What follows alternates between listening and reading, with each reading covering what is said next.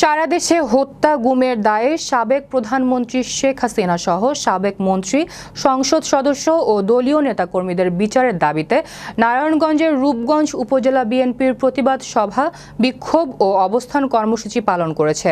বৃহস্পতিবার ঢাকা সিলেট মহাসড়কের পাশে তারা এ কর্মসূচি পালন করে।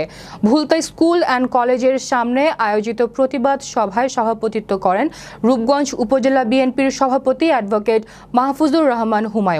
সভায় বক্তব্য রাখেন বিএনপির কার্যনির্বাহী সদস্য মোস্তাফিজুর রহমান ভূঁইয়া দীপু, নারায়ণগঞ্জ জেলা বিএনপির সাধারণ সম্পাদক গোলাম ফারুক খোকন, রূপগঞ্জ উপজেলা বিএনপির সাধারণ সম্পাদক বাসির উদ্দিন বাচ্চু, সহ সভাপতি হাজী সেলিম সহ বিএনপির সকল সংগঠনের নেতাকর্মীরা।